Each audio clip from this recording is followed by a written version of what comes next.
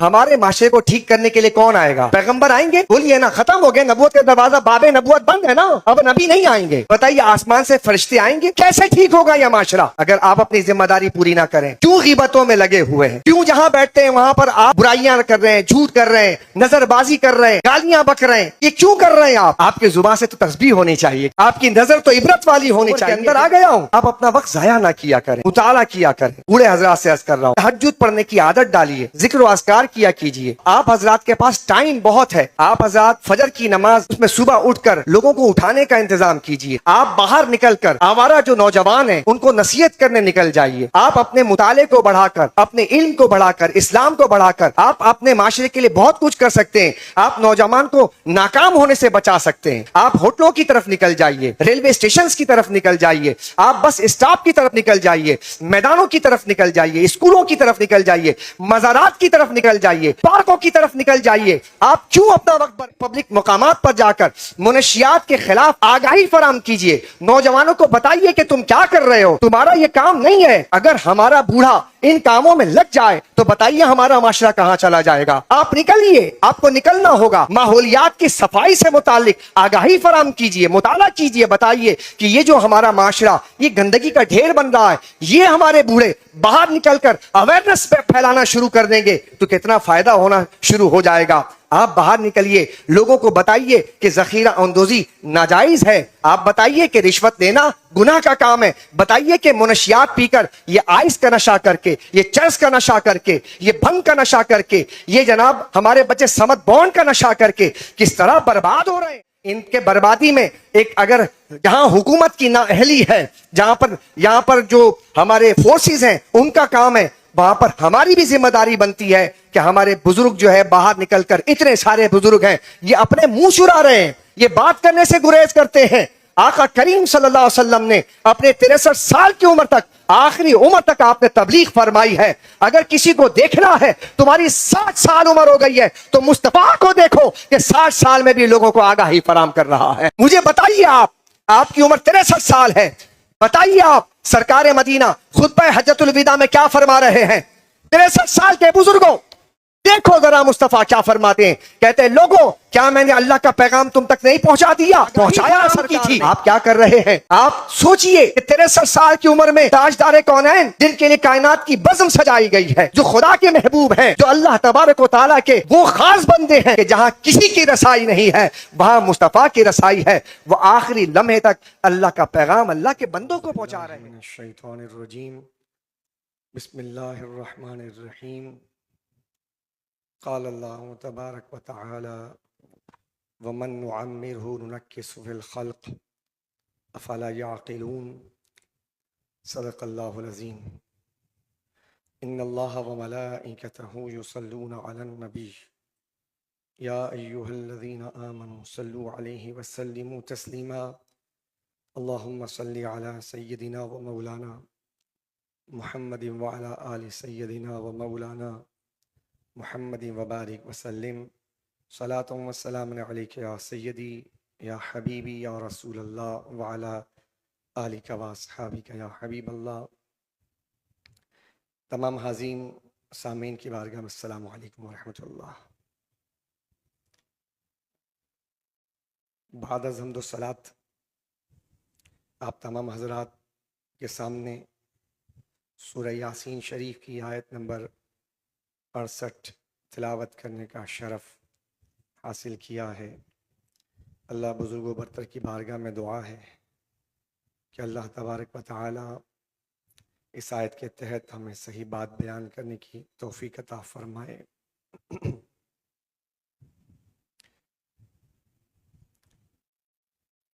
ہمارے معاشرے میں بہت سارے طبقات کے، بہت سارے عمر کے لوگ ہوتے ہیں۔ بچوں کی تربیت سے متعلق ہمارے یہاں بہت زیادہ فوکس ہوتا ہے، ان کی تربیت پر زیادہ بات کی جاتی ہے، نوجوانوں پر بھی بات ہو جاتی ہے۔ ہمارے یہاں بوڑھے حضرات، ان کے حوالے سے گفتگو کم ہوتی ہے۔ بوڑھے لوگ قرآن و حدیث کی روشنی میں، اس کے آئینے میں دیکھا جائے کہ بوڑھے لوگوں کا مقام کیا ہے اور بوڑھے لوگوں کی ذمہ داری کیا ہے. یہ بڑا طویل عنوان ہے، اس پہ قرآن اور احادیث بھری پڑی ہیں، لیکن چونکہ ہمارا زیادہ تر فوکس ہمارے یہاں بچے اور جوان ہوتے ہیں، خواتین ہوتی ہیں. جو بوڑھے لوگ ہوتے ہیں جن کی داڑیاں سفید ہو جاتی ہیں، گھروں میں خواتین جن کے بالوں میں چاندی آ جاتی ہے، اس سے متعلق بات کم ہوتی ہے. نتیجتاً نوجوان اپنے بوڑھوں کی وہ قدر نہیں کر پاتے، یا وہ بوڑھے اپنی حیثیت کو نہیں سمجھ پاتے کہ میں اس معاشرے کے لیے کیا کر سکتا ہوں. تو آج ہم اس عنوان پہ تھوڑی بات کرنا چاہیں گے. بڑا امپورٹنٹ ٹاپک ہے. اگر بوڑھوں کو یہ پتہ نہ چلے کہ میری ذمہ داری میں کیا کر سکتا ہوں، تو یہ بوڑھے ہمارے لا یعنی کاموں میں لگ جاتے ہیں اور اپنی قیمتی زندگی کو ضائع کر دیتے ہیں. اور ہم یہ دیکھ رہے ہیں کہ ہمارے بوڑھے حضرات لا علمی کی بنیاد پر وہ معاشرے کے لیے بہت کارآمد ثابت ہو سکتے ہیں، معاشرے کے ماتھے کا جھومر بن سکتے ہیں، لیکن ایسا نہیں ہو پا رہا. تو اس پہ ہمیں بات کرنے کی بہت ضرورت ہے، چونکہ ہم نے بھی بوڑھا ہو جانا ہے اور آہستہ آہستہ بڑھاپے کی طرف جانا ہے.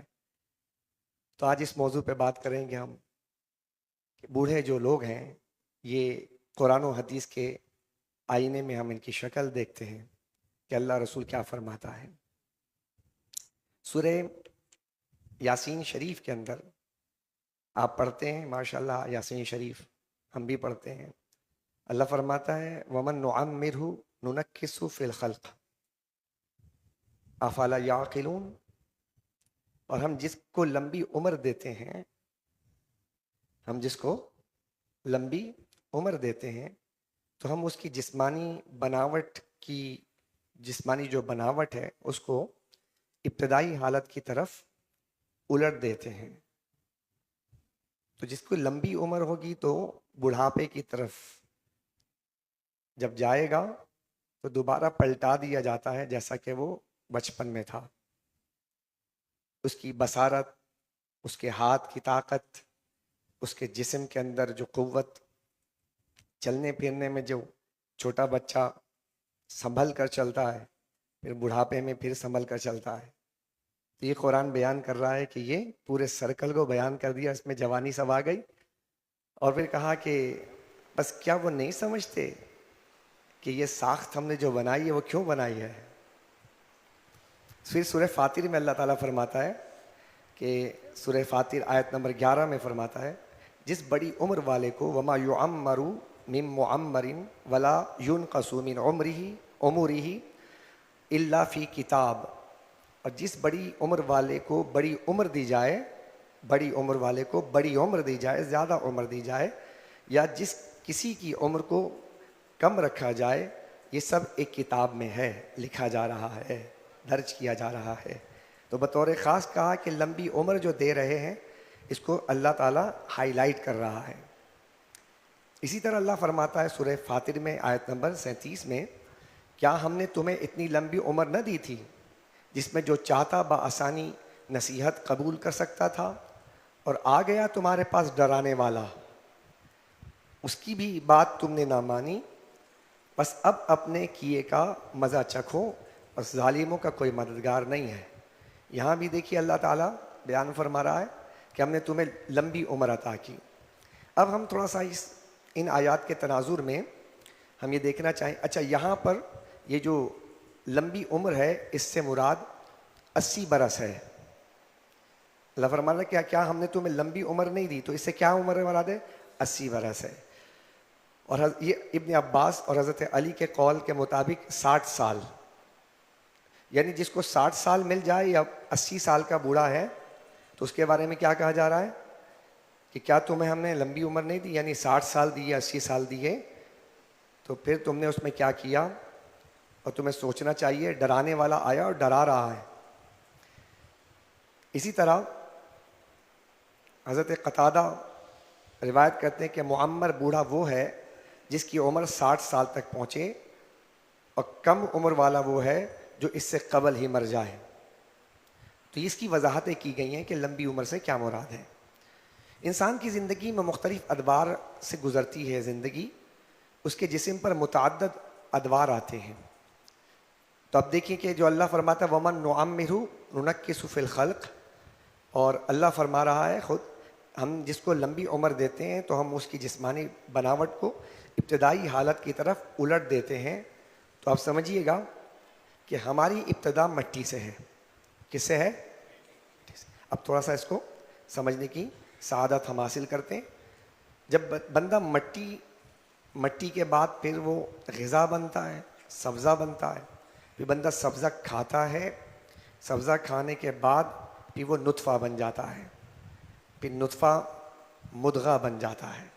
اب یہ مختلف نام ہیں جو قرآن بیان کرتا ہے، یہ مراحل بیان کر رہا ہے قرآن۔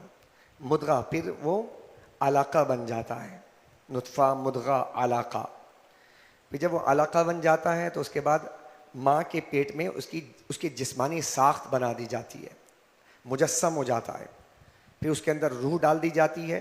تو جب ماں کے پیٹ میں روح ڈال دی جاتی ہے تو اب اس کو کہتے ہیں جنین۔ کیا کہتے ہیں؟ جنین۔ اس کے بعد جب وہ ماں کے پیٹ سے باہر آتا ہے تو پیدا ہوتا ہے، تو یہ اس کی ابتدائی حالت ہوتی ہے۔ تو اس کو کہتے ہیں ولید۔ اس کو کیا کہتے ہیں؟ ولید۔ پھر جب وہ دودھ پینے لگ جاتا ہے تو اس کو پھر کہتے ہیں رضیع، دعات کے ساتھ رضیع، زواد اگر کہیں تو رضیع کہا جاتا ہے دودھ پینے والے کو۔ اب اس کے مختلف ادوار کے مختلف یہ اسماء ہیں جو ہمارے قرآن اور احادیث میں آپ کو ملتے ہیں۔ پھر جب وہ ٹھوس غذا کھانے لگ جاتا ہے تو اس کو کہتے ہیں فطیم، فطیم کہتے ہیں۔ پھر جب وہ کھیلنے کودنے لگ جاتا ہے، تھوڑا اور بڑا ہو جاتا ہے تو اس کو عربی زبان میں کہتے ہیں صبی، صبی کہتے ہیں اسے۔ یہ سب قرآن کریم کے اندر یہ الفاظ موجود ہیں، میں اس کا نچوڑ آپ کے سامنے رکھ رہا ہوں۔ پھر جب بڑا ہو جاتا ہے کھیلنے کودنے، تو آپ دیکھتے ہیں کھیلنے کودنے والا بچہ آنکھوں کو بھانے لگتا ہے۔ تو جب وہ بچہ آنکھوں کو بھانے لگ جائے تو اس کو کہتے ہیں غلام۔ اس کو کیا کہتے ہیں؟ غلام۔ اس کے بعد وہ بالغ ہو جاتا ہے، بلوغت کے دہلیز پر قدم رکھتا ہے تو اس کو کہتے ہیں بالغ۔ دیکھ رہے ہیں کیسے کیسے مرحلے بڑھ رہے ہیں، یہ نام ہے سارے۔ پھر وہ بالغ ہو جاتا ہے، پھر بالغ ہونے کے بعد پھر وہ جوان ہو جاتا ہے۔ جب وہ جوان ہو جاتا ہے تو اس کو کہتے ہیں شاب، عربی زبان میں کہتے ہیں شاب، شباب بھی کہتے ہیں شاب۔ اس کے بعد پھر جب وہ پختہ عمر کو پہنچ جاتا ہے، جوانی کے بعد پختگی آ جاتی ہے، تو اب اس کو کہتے ہیں رجل۔ اس کو کیا کہتے ہیں؟ رجل، رجل کہتے ہیں۔ اس کے بعد پھر جب وہ 30 سال کا ہو جاتا ہے، یعنی کہ پختگی آ گئی عمر میں، اب 30 سال کا، تو اس کو کہتے ہیں کہول، کاف ہے واو لام، کہول۔ اب یہ کیسے بڑھ رہے ہیں؟ اب ہر آدمی اپنے آپ کو دیکھے کہ میں کہاں کھڑا ہوں، ہر شخص اپنے آپ کو دیکھے کہ میں رجل ہوں، کہول ہوں، صبی ہوں، میں شاب ہوں، میں کیا ہوں۔ اب اور آگے چلتے ہیں۔ اس کے بعد وہ 40 سال کا جب ہو جاتا ہے تو اس کو عربی میں کہتے ہیں شیخ، شیخ، شیخ کہا جاتا ہے اس کو 40 سال کو۔ اس میں عقل کامل ہوتی ہے انسان کی۔ اس کے بعد پھر وہ جب 60 سال کا ہو جاتا ہے، 40 کے بعد 60 کے دہلیز میں جاتا ہے، تو اب اس کو شیخ کو کہتے ہیں شیخ فانی۔ اب وہ شیخ فانی ہو جاتا ہے۔ پھر شیخ فانی بھی بہت سارے بیٹھے ہوئے ہیں یہاں پر، شیخ فانی۔ اب شیخ فانی کے بعد کیا ہوتا ہے کہ جب عمر ڈھلنے لگتی ہے، موت کے قریب ہونے لگ جاتا ہے، تو اب اس کو کہتے ہیں ارذل۔ کیا کہتے ہیں؟ ارذل، ارذل عمر کہتے ہیں۔ اور ارذل عمر سے حضور پناہ مانگتے تھے۔ اب ہم تھوڑا سا آج بات کرتے ہیں، بوڑھے زیادہ نظر آتے ہیں ہمارے، تو ان بوڑھوں کی بارگاہ میں آج بڑے بصد احترام کچھ گزارشات عرض کرتے ہیں قرآن و حدیث کی روشنی میں۔ یہاں تک بات آپ کی سمجھ میں آ گئی؟ ٹھیک ہے، ایک مرتبہ باواز بلند درود پاک کا نذرانہ پیش کیجیے گا۔ اللہم صلی علی سیدنا و مولانا محمد وعلی آل سیدنا و مولانا محمد وبارک وسلم۔ اب آپ تھوڑا کچھ احادیث سماعت کر لیجئے، اور احادیث سماعت کرنے کے بعد پھر ان کی تعظیم و توقیر سے متعلق پھر سوسائٹی جو ڈیولپ ہوتی ہے، جو معاشرہ ہے اسلامی معاشرہ، اس معاشرے کے افراد کو متوجہ کیا جاتا ہے کہ انہیں اپنے بزرگوں کے ساتھ کیسے رہنا چاہیے، انہیں اپنے بزرگوں کے ساتھ کیسے رہنا چاہیے۔ حدیث مبارکہ میں آتا ہے، حضرت انس رضی اللہ عنہ بیان کرتے ہیں کہ نبی صلی اللہ علیہ وسلم نے فرمایا، اللہ تعالیٰ جس شخص کی عمر اسلام میں 40 سال تک پہنچا دے، یعنی بندہ مسلمان ہو اور ہو جائے 40 سال کا، تو اللہ تعالیٰ اس سے کئی قسم کی بلاؤں کو دور کر دیتا ہے اس 40 سال کی عمر تک پہنچنے پر، بلائیں دور کر دیتا ہے، یعنی کہ یہ اس کو اسلام کی طرف سے انعام دیا جاتا ہے۔ نمبر 1، اگر وہ اسلام پر متصلب ہے، اسلام پر قائم ہے، تو اللہ تعالیٰ اس سے جزام کو دور کر دیتا ہے، جزام، اللہ تعالیٰ اس سے برس کو دور کر دیتا ہے، برس کو، برس جو ہے وائٹ قسم کے دھبے جو پڑ جاتے ہیں اس سے، اور شیطان کے غضبناک کرنے کو دور کر دیتا ہے۔ اور اللہ تعالیٰ جس شخص کی عمر اسلام میں 50 سال تک پہنچا دے، کتنے؟ دیکھیں ٹاپک، دیکھیں کتنا امپورٹنٹ ٹاپک ہے، حالانکہ بہت طویل ہے لیکن اس میں چند باتیں ہی سمجھ لیں ہم تو کافی ہو جائے گا۔ اب 50 سال کی عمر میں اسلام میں کوئی پہنچ جائے، الحمدللہ ہم سب مسلمان ہیں اور ہماری عمر 50 سال 40 سال یہ سب ہے، تو 50 سال جب پہنچ جائے تو کہا کہ اللہ تعالیٰ اس پر حساب کو آسان کر دے گا، اس کو حساب کو آسان کر دیتا ہے، اللہ تعالیٰ اس کے لیے حساب کو آسان کر دیتا ہے 50 سال۔ تو اس میں ہمارے لیے کیا رسپانسبلٹی بنتی ہے؟ عمر تو گزر رہی ہے، اسلام کے ساتھ جڑے رہے، عمر روک نہیں سکتے۔ اب جس کی عمر 40 ہے اسے کیا کرنا ہے؟ اسلام سے جڑے رہے۔ جب اسلام سے جڑے رہے گا تو یہ ساری فیسلٹیز اسے ملیں گی، یہ سارے فضائل اسے ملیں گے، یعنی وہ irrelevant نہیں رہے گا، یا وہ بندہ جو ہے معاشرے کا ناسور نہیں بنے گا، بلکہ اتنا معتبر ہوگا کہ خدا کے نزدیک اس کا اعتبار کیا جائے گا۔ اب دیکھیے اسی طرح حدیث مبارکہ ایک اور سماعت کر لیجیے، مسند بزار کی حدیث ہے، اور حافظ الحیثمی نے کہا کہ یہ حدیث مبارکہ امام بزار نے 2 سندوں سے روایت فرمائی ہے۔ حضرت انس رضی اللہ تعالیٰ عنہ سے روایت ہے کہ اللہ تعالیٰ جس شخص کی عمر اسلام میں 50 سال تک پہنچا دے، اب یہ دوسری حدیث بیان کر رہا ہوں، تو اللہ تعالیٰ اس سے تخفیف کے ساتھ حساب لیتا ہے، اور اللہ اس کی طرف ایسی توبہ اور رجوع اسے عطا فرما دیتا ہے کہ جو اس کو پسند ہے، یعنی اللہ تعالیٰ اس کے اندر رجوع بھی ڈال دیتا ہے، توبہ بھی ڈال دیتا ہے۔ اور جس شخص کی عمر اللہ تعالیٰ اسلام میں 70 سال تک پہنچا دے، اس سے تمام آسمان والے اور زمین والے محبت کرنے لگ جاتے ہیں۔ سن رہے ہیں آپ؟ یہ اللہ اکبر۔ اس کے بعد جس شخص کی عمر اللہ تعالیٰ اسلام میں 80 سال تک پہنچا دے، 80 سال تک، تو اللہ تعالیٰ اس کے گناہ مٹا دیتا ہے۔ بوڑھے حضرات متوجہ ہوں، جوانوں کی بڑی بات ہوتی ہے اور بچوں کی بھی بات ہوتی ہے، بوڑھے حضرات میں متوجہ ہوں۔ ہاں جی، اچھا، پھر جناب اس کے بعد اللہ تعالیٰ اس کے جب گناہ مٹا دیتا ہے، اس کی نیکیاں لکھ دیتا ہے۔ اور جس شخص کی عمر اللہ تعالیٰ اسلام میں 90 سال تک پہنچا دے تو اللہ تعالیٰ اس کے گناہ بخش دیتا ہے، وہ زمین میں اللہ تعالیٰ کا قیدی ہے، اور قیامت کے دن وہ اپنے گھر والوں کو شفاعت کرنے والا بن جائے گا۔ یعنی گریجولی اس کے درجات کی بلندی ہوتی ہے۔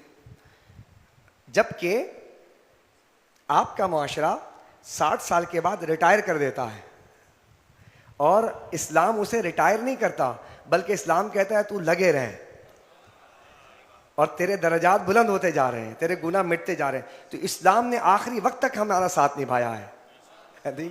لوگ ہم کہتے ہیں یار بوڑھا ہو گیا، ہم ہمارے کسی کام کے قابل نہیں، لیکن اللہ تعالیٰ فرماتا جب 60 سال کا ہو جائے، یہ ریٹائر ہو گیا، تو اللہ تعالیٰ فرماتا نہیں، یہ تو بندہ ہمارا بڑا کام کا ہے، لہذا دنیا والے بھی اس سے محبت کرنے لگ جائیں، آسمان والے بھی محبت کرنے لگ جائیں۔ تو اللہ تعالیٰ اس کو یہ گریڈ عطا کرتا ہے کہ وہ اس گریڈ پر پہنچتا ہے کہ سب کے دلوں میں اس کی محبت اللہ تعالیٰ کی طرف سے ڈال دی جاتی ہے۔ اسی طرح مسند امام احمد بن حنبل کی حدیث ہے، حضرت ابو ہریرہ رضی اللہ تعالیٰ عنہ بیان کرتے کہ نبی صلی اللہ علیہ وسلم نے فرمایا، اللہ تعالیٰ نے جس شخص کی عمر 60 سال تک پہنچا دی تو اللہ تعالیٰ اس پر حجت پوری کر دے گا اور اس کا کوئی عذر باقی نہیں رہا۔ اب یہ دوسری بات بیان کی جا رہی ہے، یعنی کہ اب کوئی شخص اسلام میں 60 سال گزارتا ہے، بے عمل ہے، بے عمل، 60 سال کا بوڑھا بے عمل ہے، مسجد نہیں آتا، نماز نہیں پڑھتا، تو اس پر اللہ نے حجت تمام کر دی، پیغمبر نے آ کر سمجھا دیا، قرآن آ گیا، احادیث آ گئی، اور علماء سمجھا رہے ہیں، اب حجت تمام ہو گئی۔ یہ عذر نہیں کہ اللہ مجھے پتہ نہیں تھا، مجھے بتانے والوں نے بتایا نہیں۔ ایک طرف تو یہ بھی بات کر دی، دوسری طرف یہ بھی بتاتا کہ اب یہ مت سمجھنا کہ میں بوڑھا ہو گیا ہوں نمازی نہ پڑھوں، میں بوڑھا ہو گیا ہوں تو میں جو ہے بدکاری میں لگا رہا ہوں، چونکہ امام صاحب نے تو اتنی اچھی اچھی حدیثیں سنا دی ہیں۔ کہا نہیں، یہ اس کے لیے جو اسلام پر زندگی گزار رہا ہے، یہ اس کے لیے بتایا گیا ہے۔ تو اب آپ اور ہم اگر اسلام پہ زندگی گزاریں تو یہ فیسلٹیز ہیں، یہ فضائل ہیں، یہ جزا ہے۔ یہ نیکیاں ہیں، یہ اجر ہے، یہ اللہ کی قربتیں ہیں، یہ سب ہے۔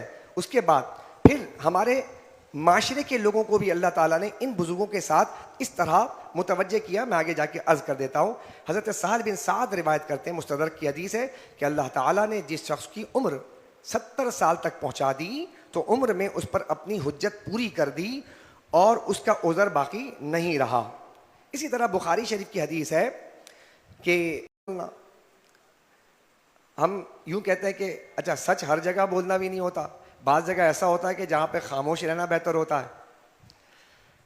بزدلی یہ ہے کہ انسان جو ہے وہ اسلام کے لیے نہیں بولتا، دین کے لیے نہیں بولتا، وہ باقی کاموں کے لیے بول رہا ہوتا ہے، مصلحت پسندی اختیار کر لیتا ہے۔ تو اللہ کے حبیب علیہ الصلوۃ والسلام آپ نے فرمایا کہ اللہ میں بزدلی سے پناہ چاہتا ہوں، اور اے اللہ میں اس سے تیری پناہ میں آتا ہوں کہ مجھے ارذل عمر کی طرف لوٹا دیا جائے، اور میں دنیا کی آزمائش سے تیری پناہ میں آتا ہوں، یعنی مجھے ارذل عمر کی طرف پہنچا دیا جائے کہ میرے جسمانی جو ساخت ہے، جو بناوٹ ہے، پھر بڑھاپے میں کمزور ہو جائیں اور میں بچوں کی طرح ہو جاؤں۔ اس سے پناہ چاہتے تھے۔ اور میں عذاب قبر سے تیری پناہ میں آتا ہوں۔ تو جہاں پر اتنی باتیں سرکار نے بیان کی اس میں ارذل عمر بھی ہے۔ کیا ہے؟ ارذل عمر بھی ہے۔ اب کچھ احادیث ذرا سا آپ یوں سماعت کر لیجئے کہ نبی دو عالم صلی اللہ تعالی علیہ وسلم نے ایسے بوڑھے حضرات کے لیے کیا ارشادات فرمائے ہیں۔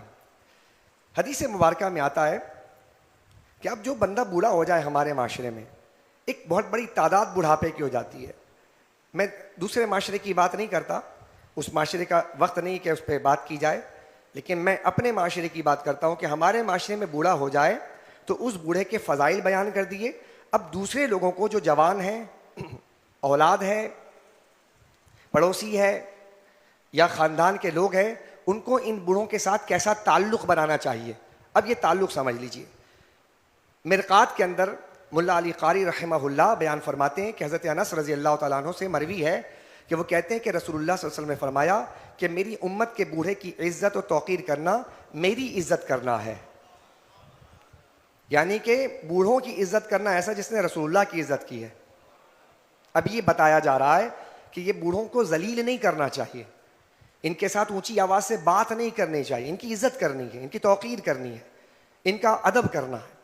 دوسری حدیث میں بیان کیا، حضرت انس روایت کرتے ہیں کہ رسول اللہ پاک صلی اللہ علیہ وسلم نے ارشاد فرمایا کہ بوڑھے کا مقام اپنی قوم میں ایسا ہے، یعنی کہ ہمارے قوم میں فرمایا کہ بوڑھے کا مقام اپنی قوم میں ایسا ہے جیسا کوئی نبی اپنی امت میں ہو۔ اگر کوئی نبی اپنی امت میں ہوتا ہے تو کیا کیا جاتا ہے کہ اس نبی سے امتی کا تعلق ہوتا ہے، وہ ادب کرتے ہیں امتی۔ تو یہاں تک بتا دیا گیا کہ اگر تمہارے سوسائٹی کے اندر تمہاری قوم میں بوڑھے ہیں تو ایسے ہیں جیسے کہ نبی اپنے امت میں ہوتا ہے۔ تمثیل کے طور پہ بتایا جا رہا ہے تاکہ ان کی قدر سمجھی جائے۔ اسی طرح حدیث مبارکہ میں حضرت ابو موسیٰ اشعری رضی اللہ عنہ سے روایت ہے کہ کہتے ہیں کہ رسول پاک صلی اللہ علیہ وسلم نے فرمایا کہ بے شک اللہ کی تعظیم میں سے ہے، اللہ کی تعظیم میں سے ہے کہ بوڑھے مسلمان کی عزت کرو، یعنی کہ جس نے بوڑھے مسلمان کی عزت کی تو گویا کہ وہ اللہ کی تعظیم کر رہا ہے۔ یہاں تک بتا دیا معاشرے کے لوگوں کو۔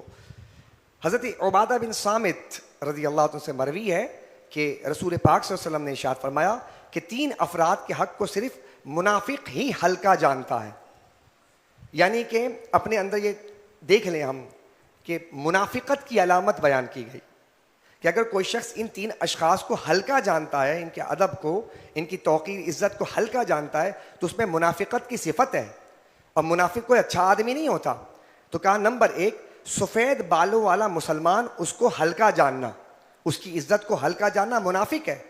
جو شخص اس کے مقام کو ہلکا جانتا ہے، بوڑھے کو ہلکا جانتا ہے، اور مسلمان عالم کے مقام و مرتبے کو ہلکا جاننا، اور عادل بادشاہ اس کے مقام کو ہلکا جاننا۔ کیا فرمایا کہ وہ جو شخص ہلکا جانتا ہے وہ منافق ہے۔ اسی طرح حضرت طاؤس رضی اللہ عنہ سے نقل کیا گیا کہ یہ مسنون ہے، سنت سے ہے کہ تم 4 آدمیوں کی تعظیم کرو، عالم کی، بوڑھے کی، سلطان کی یعنی بادشاہ یا عادل کی، اور باپ کی، اس کی تعظیم کرو۔ یہ کس میں سے کہ سنت سے ہے، یعنی حضور کے طریقے سے ہے، حضور کے بتائے ہوئے راستے سے ہے۔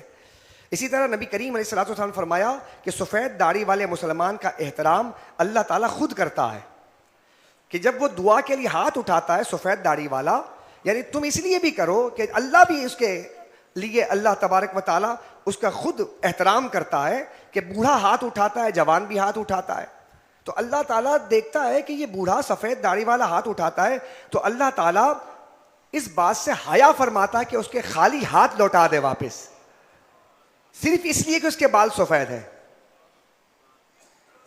صرف اس لیے کہ اس کے بال سفید ہیں۔ اتنے روایات ہیں، یعنی بوڑھے لوگ اسلامی تعلیمات کی روشنی میں تو دیکھیں آپ کہ کہاں پر بوڑھے لوگوں کا مقام و مرتبہ ہے۔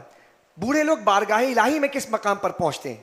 حضرت انس بیان کرتے ہیں کہ رسول اللہ صلی اللہ علیہ وسلم نے فرمایا، اللہ تبارک و تعالیٰ فرماتا میں اپنے اس بندے اور اس بندی سے حیا کرتا ہوں کہ میرے جس بندے کی داڑھی اور میرے جس بندی کا سر اسلام میں سفید ہو گیا کہ میں اس کو عذاب دوں گا بعد میں، یعنی اس سے عذاب دور کر دیا جاتا ہے صرف اس لیے کہ وہ اسلام پر بوڑھا ہو گیا۔ اسلام پر بوڑھا ہو جانا یہ کتنا بڑا ادب ہے، کتنی بڑی تعظیم ہے، حالانکہ اس میں ہمارا کوئی عمل دخل، بوڑھا تو ہونا ہے لیکن ساتھ میں کہا اسلام پر چلتے ہوئے اللہ بھی حیا فرما رہا ہے۔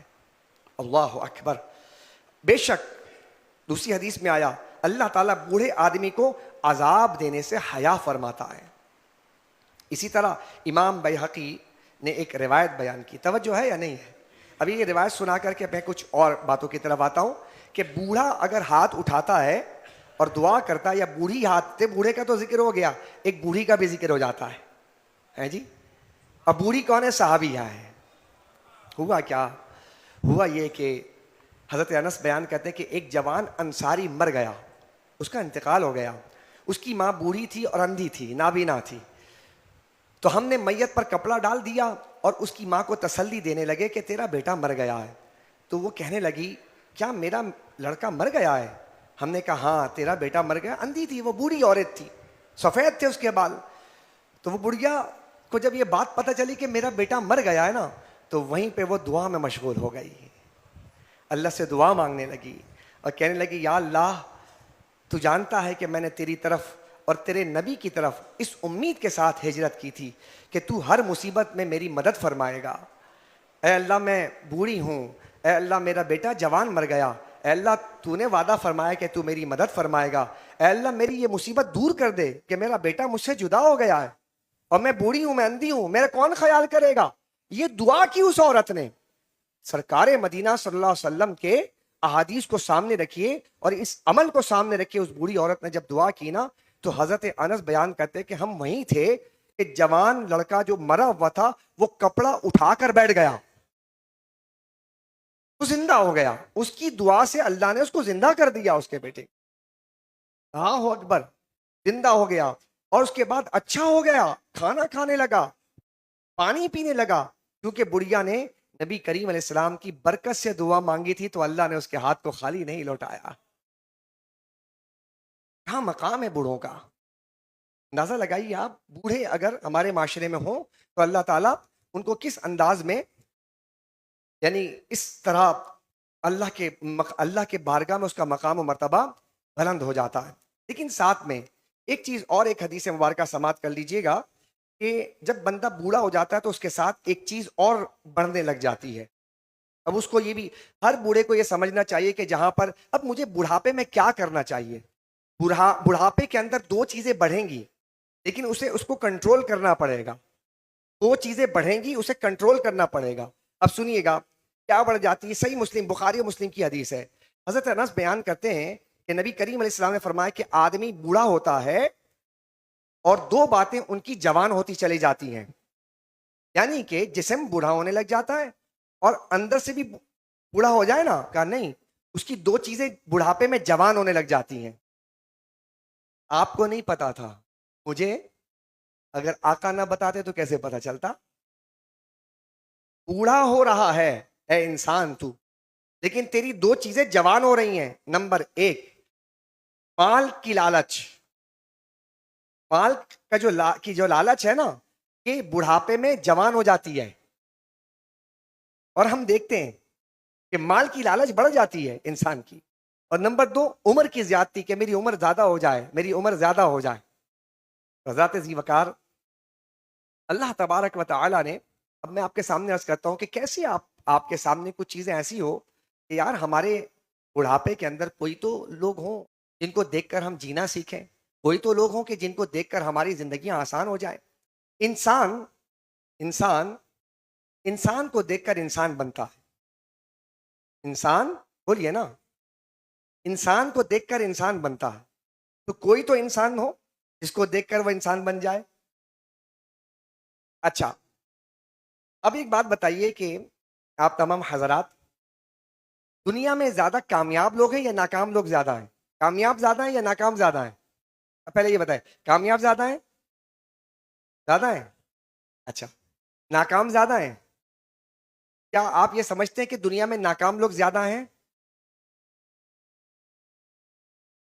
پھر میں عرض کر رہا ہوں، دنیا میں زیادہ لوگ ناکام ہیں یا کامیاب ہیں؟ ناکام لوگ زیادہ ہیں۔ تو جب ناکام لوگ زیادہ ہیں دنیا میں تو انہیں کامیاب ہونا ہوگا نا، تو کامیاب ہونے کے لیے کسی کامیاب کو دیکھیں گے؟ جب وہ کسی کامیاب کو دیکھیں گے نہیں تو کیسے پتا چلے گا کہ کامیابی کیا ہے؟ نہیں سمجھ رہے آپ؟ اب میں ایک مثال دیتا ہوں۔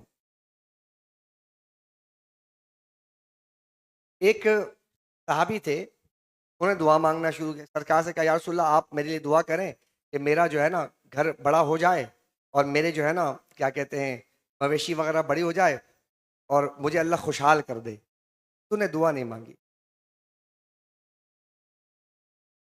پھر انہوں نے عرض کیا یا رسول اللہ میرے لیے آپ دعا کریں میں خوشحال ہو جاؤں۔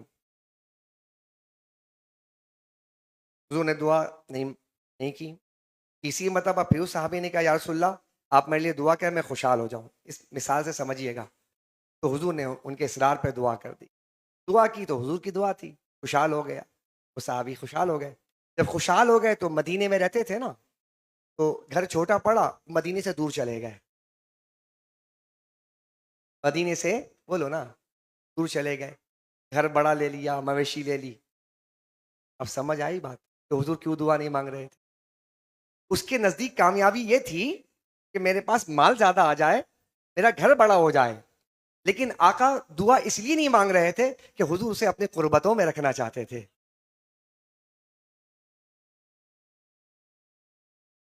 اب آپ دیکھیے کہ بظاہر دنیا میں تو وہ کامیاب ہو گیا نا، لیکن ایک کامیاب انسان جو سب سے دنیا کا کامیاب ترین انسان، جو دنیا میں جس کو دیکھ دیکھ کے لوگ کامیاب ہو رہے ہیں، اس کامیاب انسان نے دعا اس لیے نہیں مانگی کہ ان کے نزدیک کامیابی یہ تھی کہ وہ میرے قربتوں میں رہے، ورنہ مال کی زیادتی یہی ہے نا کہ انسان مال زیادہ کرنا چاہتا ہے۔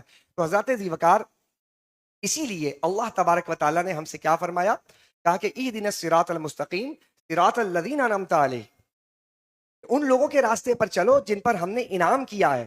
تو دیکھیے ہماری بات صحیح ہو گئی نا کہ انسان انسان کو دیکھ کر انسان بنتا ہے، تو اللہ تعالیٰ نے بھی یہی فرمایا کہ جنہیں ہم نے بڑا انسان بنایا تم انہی کو دیکھ کے انسان بن جاؤ، ان کے راستے پر چلو جن پر ہمارا انعام ہے۔ وہ کون؟ نبی ہیں، صدیق ہیں، شہداء ہیں، صالحین ہیں، یہ بھی تو انسان ہے نا، تو اللہ نے کہا ان کے راستے پر چلو۔ تو آپ دیکھیں دنیا میں بہت سارے بوڑھے ہوتے ہیں، ہم دیکھتے ہیں ہمارے بوڑھوں کا کیا مشغلہ ہے، ہمارے بوڑھوں کا کیا مشغلہ ہے؟ وہ یعنی کہ ہمارے لیے ریٹائر ہو جاتے ہیں، ہمارے بوڑھے جو ہے وہ معاشرے کے لیے کوئی کارآمد ثابت نہیں ہوتے، عام طور پہ دیکھا جاتا ہے، یہ عمومی بات ہے۔ لیکن بعض بوڑھے وہ ہوتے ہیں، اللہ تبارک ارذل عمر کے حوالے سے یہ بات میں عرض کر دوں کہ صالح علماء اور اولیاء کرام کی جو عمر ہے وہ جوں جوں بڑھتی جاتی ہے نا، عام آدمی بڑھتا ہے تو بڈھا کھوسٹ ہو جاتا ہے، بات برا نہ مانیے گا، وہ کھسیا جاتا ہے، اس کا دماغ اپنی جگہ پر کام نہیں کرتا، وہ بہکی بہکی باتیں کرتا ہے، بلکہ دوسروں کو بھی بہکاتا ہے، یہ عام لوگوں کا ہے۔ لیکن اگر کوئی عالم ہو اور کوئی ولی ہو تو جتنا بوڑھا ہوتا ہے تو اس کے حواس، اس کے اعصاب اور تیز کام کرنے لگ جاتے ہیں، یہ بات قابل غور ہے۔ انہی میں سے، انہی عالموں میں سے، انہی صوفیاء میں سے، انہی ولیوں میں سے ایک عالم دین اس دور حاضر میں ایسے بھی گزرے جن کا چند دنوں پہلے انتقال ہوا، حضرت علامہ نجم ملت مفتی محمد الیاس رضوی اشرفی رحمت اللہ تعالی علیہ۔ یہ حضرت صاحب اتنے بڑے عالم کہ اللہ تبارک و تعالیٰ نے ان کو اس عمر کے اندر کتنے کارآمد تھے۔ ہمارا بوڑھا کارآمد نہیں ہے، لیکن علم والا بوڑھا کتنا کارآمد ہے، ہائے ہائے ہائے، کہہ دیجئے سبحان اللہ۔ ہمارا بوڑھا تو بیٹھا ہے جناب، چوکوں پر بیٹھا ہے، ہوٹلوں میں بیٹھا ہے، پارکوں میں بیٹھا ہے، اور فاضل فضول بیٹھا ہے، چونکہ اس کے سامنے کوئی مقصد نہیں ہے، اس کے سامنے کوئی ایم نہیں ہے، وہ اپنے ایم کے مطابق لائف نہیں گزار رہا، اسے پتا نہیں ہے کہ مجھے کیا کرنا چاہیے، اپنی عمر رواں کو اس طرح ضائع کر رہا ہے کہ اس سے نہ دنیا کا فائدہ ہو رہا ہے نہ اس سے آخرت کا فائدہ ہو رہا ہے۔ لیکن بعض بوڑھے ایسے ہیں، بعض بزرگ ایسے ہیں کہ جو اپنی آخری عمر تک فتویٰ نویسی کر رہے ہیں، آخری عمر تک بخاری شریف پڑھا رہے ہیں، آخری عمر تک لوگوں کو دم کر رہے ہیں، تعویذات دے رہے ہیں، ان کے روحانی تمام پریشانیاں دور کر رہے ہیں۔ ایسے بھی بوڑھے ہیں، انہی بوڑھوں میں سے، انہی بزرگوں میں سے ایک ہمارے استاد محترم حضرت علامہ مفتی محمد الیاس رضوی رحمت اللہ تعالی علیہ۔ تو انسان کو کیا چاہیے کہ دیکھیے دو چیزیں ہیں نا، کہ انسان جب بوڑھا ہوتا ہے تو اس کی دو چیزیں بڑھ جاتی ہیں، ایک تو لالچ بڑھ جاتی ہے مال کی۔ آپ دیکھتے ہیں بوڑھے ایسے بھی ہیں کہ جو نا ایک گاڑی ہے تو دوسری گاڑی، مکان خرید رہے ہیں، مکان بنا رہے ہیں، پیسے جناب کاروبار میں لگا رہے ہیں، خوب کاروبار کر رہے ہیں، اور آخرت کی کوئی فکر نہیں، نہ نماز نہ روزہ نہ دینداری نہ حج پہ جا رہے ہیں۔ ایسے بہت سے بوڑھے آپ کو ملیں گے، خالی مال کی طرف لگے ہوئے ہیں ایسے بوڑھے۔ حالانکہ ان کو یہ سوچنا چاہیے اس بڑھاپے کے اندر تو تمہیں قرآن کی طرف، یعنی اس بڑھاپے میں قرآن کی طرف مائل ہو جانا چاہیے، اس بڑھاپے کے اندر نماز کی طرف مائل ہو جانا چاہیے۔ اسی لیے اسلام نے کیا کیا، یہ جو بڑھاپا ہے جو ہمارے یہاں چل رہا ہے، یہ بڑھاپا یہ ویسٹرن سے مرعوب ہو کر ہو رہا ہے کہ جو بالکل نکما نالائق ہوتا ہے، ورنہ حضور غوث العظم شیخ عبد القادر جیلانی کی 90 سال عمر تھی، جتنے اولیاء کرام ہیں آخری عمر تک فتویٰ نویسی۔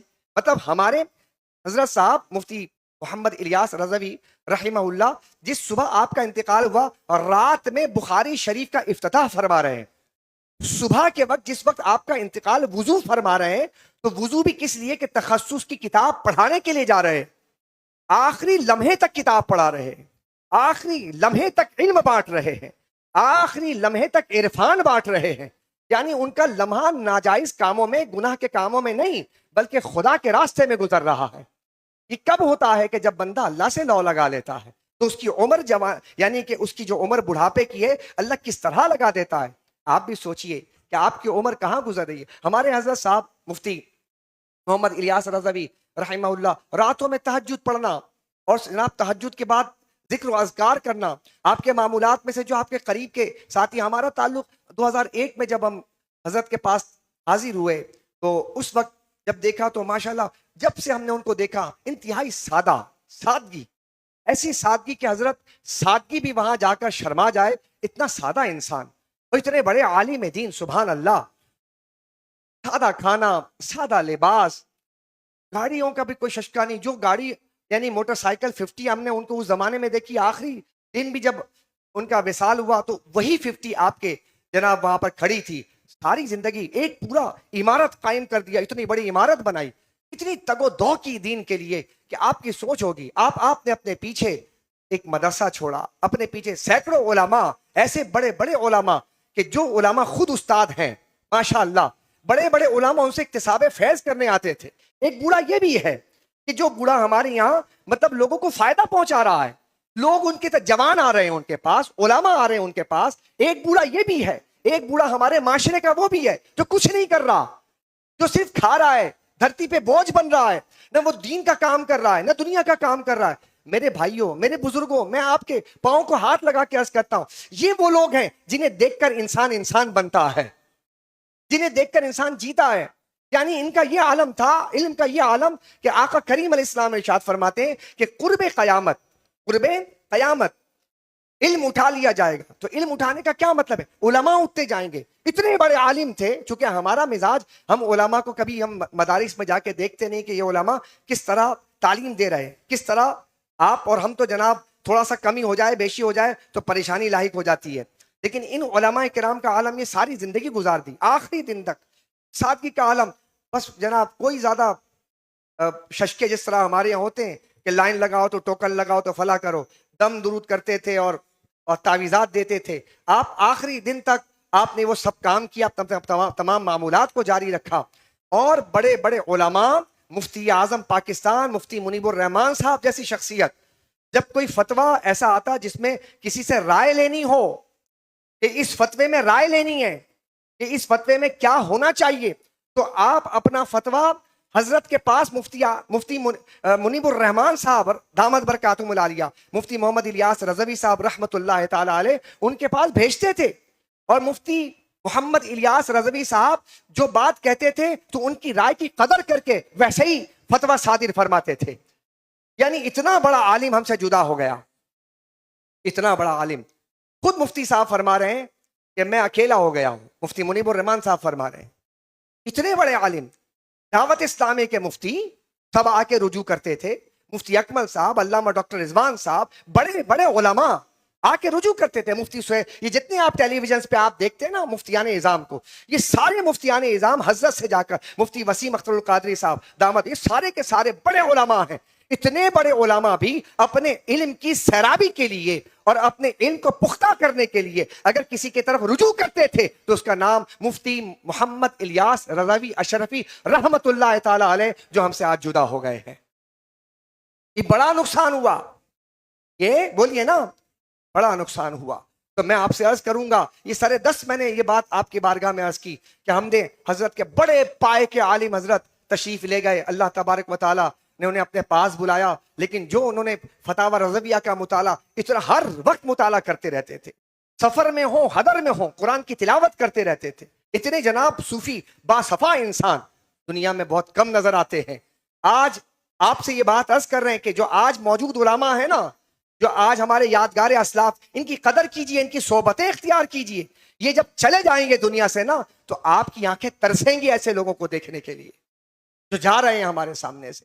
پھر صرف اور صرف ویسے ہی جیسے ہم جیسے لوگ آپ کے سامنے رہیں گے، جن کے پاس صرف یہ چند علم ہوگا جو آپ کے سامنے بانٹ رہے ہوں گے. ہم نے ان سے خوشہ چینی کی، اور خوشہ چینی کے بعد جو تھوڑا بہت علم حاصل کیا تو اپنے بزرگوں کی صحبت میں اور ان علماء کی صحبت میں انہوں نے جناب ہمیں سکھایا، بتایا، پڑھایا، تربیت کی الحمدللہ انہوں نے. اور جو بتایا الحمدللہ وہ ایسا ہے کہ جب ہم آپ کے سامنے بتاتے ہیں تو آپ لوگ بھی کہتے ہیں کہ یہ علم کہاں سے آیا؟ یہ ہمارا علم نہیں ہے، یہ ہمارے استادوں کے پاس بیٹھا ہوا علم ہے جو ہم بانٹ رہے ہیں آپ کے سامنے. کیسے لوگ گزر گئے، کیسے کیسے لوگ جا رہے ہیں، اور ہم دنیا میں لگے ہوئے ہیں. حضرات ذی وقار ایک بات سمجھیے گا، ویسٹرن معاشرے کے اندر جب کوئی بوڑھا ہو جاتا ہے اس کو اولڈ ہاؤسز کے اندر بھیج کر اس کو ناکارہ بنا دیتے ہیں، تعفن زدہ بنا دیتے ہیں، ان کے ساتھ ظلم ہوتا ہے. جبکہ اسلام کیا کرتا ہے؟ اسلام کہتا ہے کہ تم انہیں گولڈ ہاؤسز کی طرف بھیجا کرو. جب بوڑھے ہو جاؤ نا تو کیا گولڈ ہاؤسز کی طرف آ جایا کرو. گولڈ ہاؤسز کون سی ہیں؟ مسجدیں ہیں. آپ کم سے کم ایسا کیجئے، جو بوڑھے ہو گئے ہیں آپ مسجد کیوں نہیں آتے؟ آپ گولڈ ہاؤس میں آئیے، آپ اولڈ ہاؤس نہ جائیے. آپ کی تعظیم ہے، آپ کی تکریم ہے، یہ گولڈ ہاؤس ہے جہاں پہ اللہ تعالیٰ نے آپ کو بلایا. یہاں پہ آپ آنے کے بعد کیا کریں گے؟ گولڈ ہاؤس میں بلا کر اسلام آپ سے توبہ کرواتا ہے، آپ سے بندگی کرواتا ہے تاکہ آپ معاشرے کا جھومر بن سکیں. آپ سے میری گزارش ہے کہ اسلام جو ہے ان بوڑھوں کو گولڈ ہاؤس میں بلا کر کندر بنانا چاہتا ہے تاکہ ہمارے یہ جو بزرگ لوگ ہیں نا، یہ بزرگ لوگ بہت کام کر سکتے ہیں. آخر میں پیغام کی شکل میں عرض کرنا چاہوں، آپ حضرات جو بوڑھے حضرات ہیں آپ اپنا وقت ضائع نہ کیا کریں، مطالعہ کیا کریں. بوڑھے حضرات سے عرض کر رہا ہوں تہجد پڑھنے کی عادت ڈالیے. بوڑھے حضرات سے عرض کر رہا ہوں ذکر و اذکار کیا کیجیے. آپ حضرات کے پاس ٹائم بہت ہے. آپ حضرات فجر کی نماز اس میں صبح اٹھ کر لوگوں کو اٹھانے کا انتظام کیجیے. آپ باہر نکل کر آوارہ جو نوجوان ہیں ان کو نصیحت کرنے نکل جائیے. آپ اپنے مطالعے کو بڑھا کر، اپنے علم کو بڑھا کر، اسلام کو بڑھا کر آپ اپنے معاشرے کے لیے بہت کچھ کر سکتے ہیں. آپ نوجوان کو ناکام ہونے سے بچا سکتے ہیں. یہ جو ہمارے نوجوان ناکام ہو رہے ہیں، آپ ہوٹلوں کی طرف نکل جائیے، ریلوے اسٹیشنز کی طرف نکل جائیے، آپ بس اسٹاپ کی طرف نکل جائیے، میدانوں کی طرف نکل جائیے، اسکولوں کی طرف نکل جائیے، مزارات کی طرف نکل جائیے، پارکوں کی طرف نکل جائیے. آپ کیوں اپنا وقت برباد کرتے ہیں؟ جائیے پبلک مقامات پر جا کر منشیات کے خلاف آگاہی فراہم کیجیے، نوجوانوں کو بتائیے کہ تم کیا کر رہے ہو، تمہارا یہ کام نہیں ہے. اگر ہمارا بوڑھا ان کاموں میں لگ جائے تو بتائیے ہمارا معاشرہ کہاں چلا جائے گا.